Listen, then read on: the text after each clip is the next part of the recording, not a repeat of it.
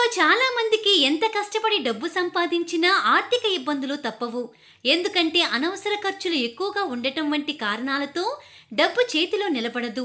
ఈ ఇబ్బందుల నుండి బయటపడాలంటే ఇప్పుడు చెప్పే విధంగా దీపారాధన చేస్తే సరి.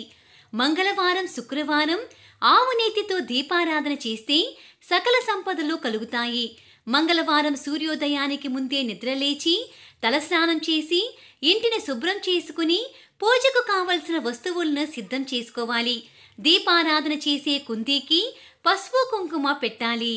కుందీలో సంపదకు ఆది దేవతైన లక్ష్మీదేవికి ప్రీతికరమైన ఆవు నెయ్యి ఒత్తులను వేయాలి. దీపమును కేవలం అగరబత్తితో మాత్రమే వెలిగించాలి.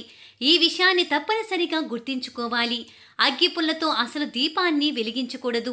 అంతేకాక అప్పటికే వెలిగించి ఉన్న దీపంతో కూడా దీపాన్ని వెలిగించకూడదు.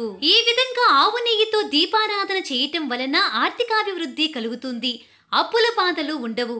మంగళవారం ఉదయం లేదా సాయంత్రం లక్ష్మీదేవి చిత్రపటం ముందు నేతి దీపాన్ని వెలిగించడం వలన మీకు రావలసిన బకాయిలన్నీ వచ్చేస్తాయి. చదువుకునే పిల్లలతో సరస్వతీదేవి పటం ముందు నేతి దీపాన్ని పెట్టిస్తే ఉన్నత చదువులు చదువుతారు.